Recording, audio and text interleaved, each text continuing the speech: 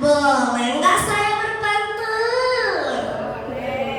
Jalan-jalan ke kota Banjar, menginjak ranting yang berduri. Jika engkau rajin belajar, kelak bisa mengerti untuk negeri. Assalamualaikum warahmatullahi wabarakatuh.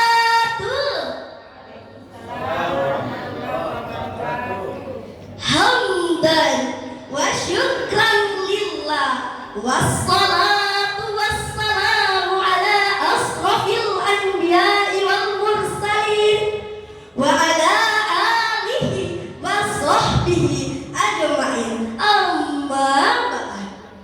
Dewan Hakim yang arif dan bijaksana dalam mengambil keputusan, hadirin yang berkopiah begitu gagahnya dan yang berhijab begitu anggunnya, serta para teman-temanku peserta lomba yang sama-sama dimuliakan oleh Allah Subhanahu wa Ta'ala. Yang pertama-tama dan yang paling utama, marilah kita panjatkan puji syukur kehadirat Allah Subhanahu wa Ta'ala.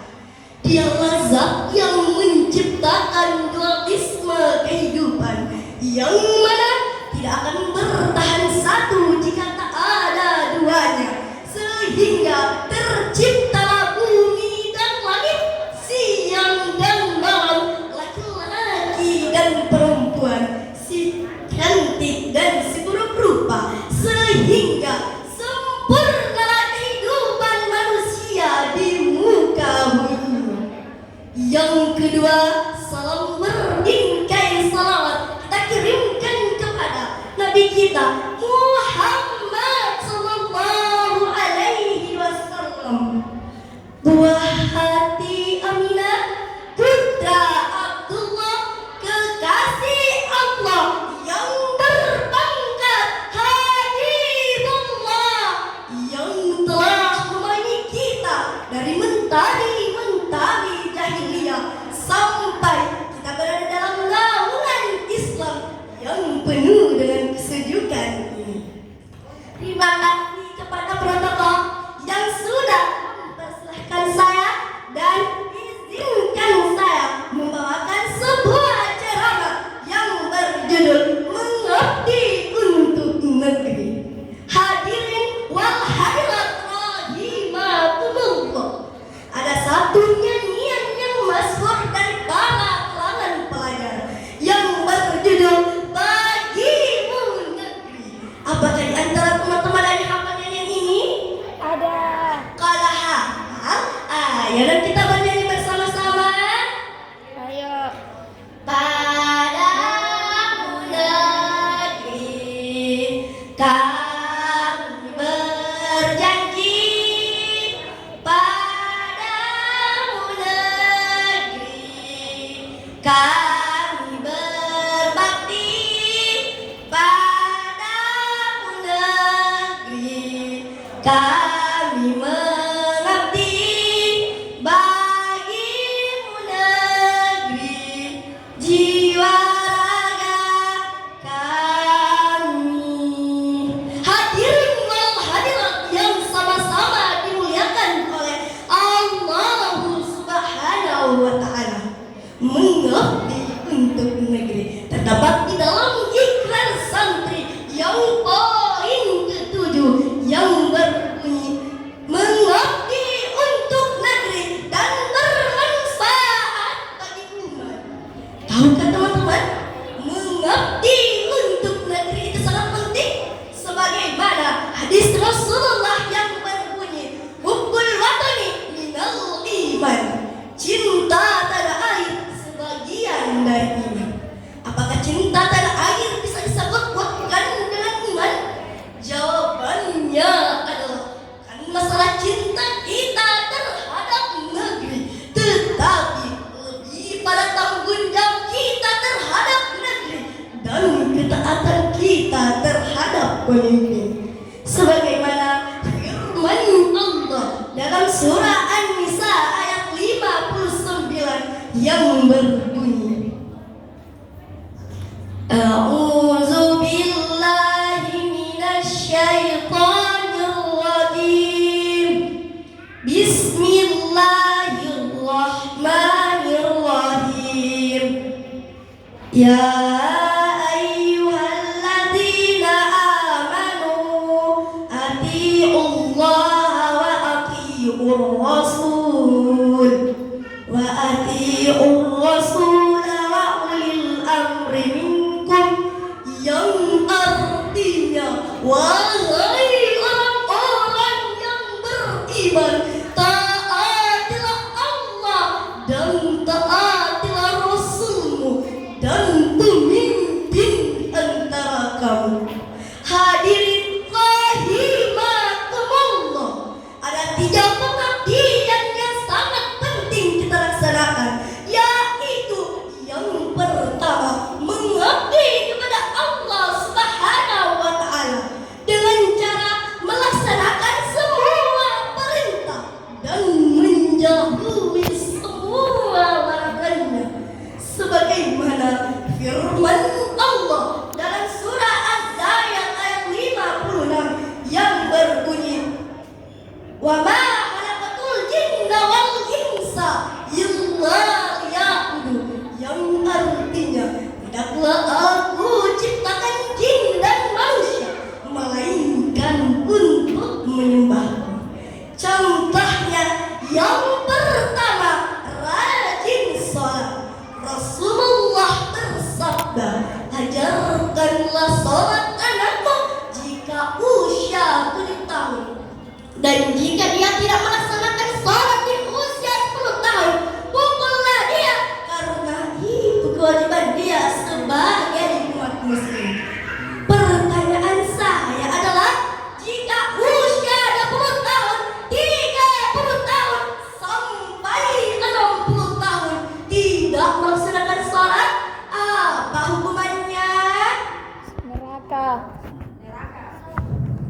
Apa di antara teman-teman ada yang pernah dipukul oleh kedua orang tuanya karena tidak melaksanakan sholat? Kalau ada, alhamdulillah.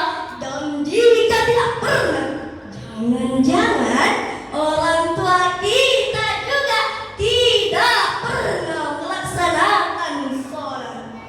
Yang kedua, menutup aurat. Janganlah kita mengikuti jejaknya orang-orang barat yang pakaiannya tidak tertutup, semaunya saja.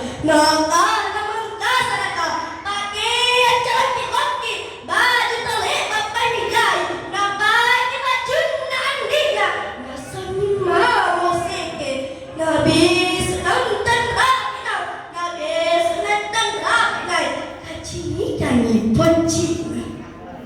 Sehelai saja yang keluar dari hijab kita di hari kiamat akan dipenuhi dengan cacing-cacing. Apalagi kita sengaja memperlihatkan rambut yang sudah dibondir, rambut yang sudah dipirang, maka diharamkan baginya mencium bau syurga.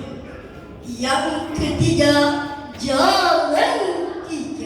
janganlah kita mengikuti jejaknya pohon yang selalu kikir alias pelit. Bahkan ketika disuruh oleh Nabi Musa untuk membayar zakat, kata Qarun, itu cuma pamer, mau dipuji. Na'udzubillahi. Yang kedua, mengabdi kepada keluarga dengan cara menunjukkan prestasi-prestasi yang kita raih dan mengikuti lomba yang seperti ini. Pasti keluarga kita bangga kan? Bangga dong. Orang tua kita senang apabila dipanggil oleh guru kita ke sekolah karena prestasi-prestasi yang kita raih. Dan jika sebaliknya, orang tua kita dipanggil oleh guru kita karena kenakalan kita di sekolah, astagfirullah. Anak-anak di zaman sekarang ketika dipanggil oleh kedua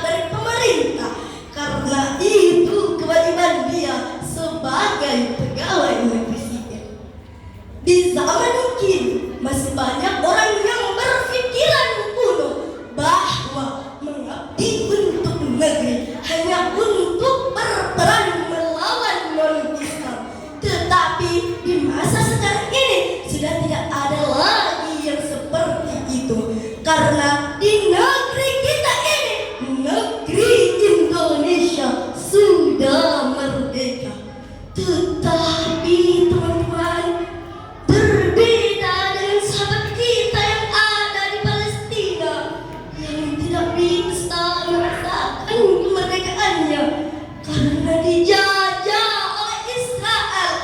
Bahkan kata Menteri Pendidikan yang ada di Palestina, sudah dihapus pendidikan yang ada di sana karena sudah tidak ada lagi yang mau belajar.